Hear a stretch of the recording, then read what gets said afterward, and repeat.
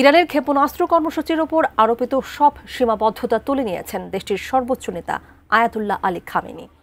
এর মধ্য দিয়ে মধ্যপ্রাচ্যের রাজনীতিতে যোগ হয়েছে এক নতুন অধ্যায়, যা ইতোমধ্যেই তীব্র উদ্বেগ ছড়িয়েছে ইসরায়েলে।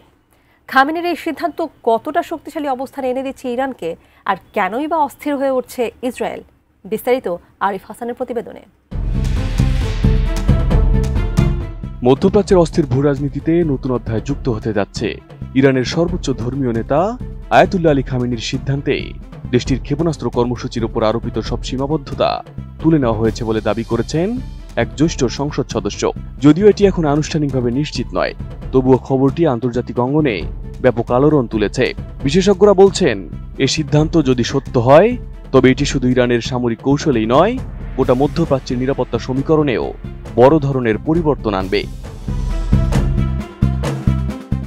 ইরানের সংসদের জাতীয় নিরাপত্তা কমিটির সদস্য আহমেদ বকশায়েশ আরদেস্তানি স্থানীয় সংবাদ মাধ্যমকে জানান, ইরান এখন ক্ষেপণাস্ত্রের পাল্লার কোনো নির্দিষ্ট সীমা মানবে না।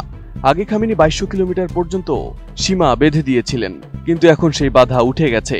তার ভাষায়, আমরা আমাদের নিরাপত্তা ও প্রতিরক্ষা চাহিদা অনুযায়ী সিদ্ধান্ত নেব, কোনো বাইরের চাপের ভিত্তিতে নয়। আমি বুঝি নির্মাণের শিল্প, সালাম স্টিল বোঝে ডিউরেবিলিটি। সালাম স্টিল, মোস্ট ডিউরেবল স্টিল। এ ঘোষণার পেছনে ইরানের উদ্দেশ্য স্পষ্ট, তারা আর প্রতিরক্ষার ক্ষেত্রে কাউকে খুশি রাখতে চায় না। গত জুনে ইসরায়েলের সঙ্গে সংঘাতের পর থেকেই তেহরান আরও আগ্রাসী ও আত্মবিশ্বাসী ভঙ্গিতে এগোচ্ছে। এখন খামেনির এই নতুন উদ্যোগ যেন সেই দৃঢ় অবস্থানের আনুষ্ঠানিক স্বীকৃতি। বিশ্লেষকদের মতে, এই সিদ্ধান্ত ইরানের হাতে নতুন সম্ভাবনার দ্বার খুলে দেবে। দীর্ঘ পাল্লার ক্ষেপণাস্ত্র উন্নয়নের সুযোগ মানে তেহরান এখন শুধু আঞ্চলিক নয়, আন্তঃমহাদেশীয় পরিসরেও সামরিক সক্ষমতা অর্জনের পথে হাঁটছে। বিশেষ করে উন্নত প্রোপালশন প্রযুক্তি, স্যাটেলাইট নির্ভর নেভিগেশন এবং নির্ভুল লক্ষ্যভেদী ব্যালিস্টিক ক্ষেপণাস্ত্রের মাধ্যমে ইরান তার সামরিক পরিসরকে বহুগুণে বাড়াতে পারবে। অন্যদিকে ইসরায়েলের উদ্বেগও এর মধ্যে স্পষ্ট। ইরানের পররাষ্ট্রমন্ত্রী আব্বাস আরাকচি একদিন আগেই অভিযোগ করেছিলেন, ইসরায়েল ওয়াশিংটনকে বিভ্রান্ত করতে ইরানের আন্তঃমহাদেশীয় ক্ষেপণাস্ত্র প্রকল্প নিয়ে মিথ্যা প্রচার চালাচ্ছে। কিন্তু খামেনির এই সিদ্ধান্তের পর ইসরায়েলের সেই আশঙ্কা এখন যেন বাস্তব রূপ নিতে শুরু করেছে।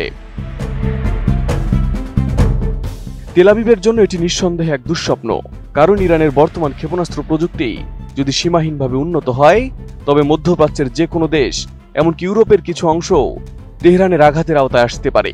ফলে ইসরায়েল এখন বাধ্য হবে তার প্রতিরক্ষা ব্যবস্থাকে আরো জোরদার করতে, যা নতুন অস্ত্র প্রতিযোগিতার জন্ম দিতে পারে। আন্তর্জাতিক বিশ্লেষকরা মনে করছেন, এই উদ্যোগ শুধু সামরিক পদক্ষেপ নয়, এটি এক রাজনৈতিক বার্তাও বহন করে। ইরান বিশ্বকে জানিয়ে দিচ্ছে, তারা আর কারো শর্তে নয়, নিজেদের নিয়মেই চলবে। Arif Hasan, ATN news.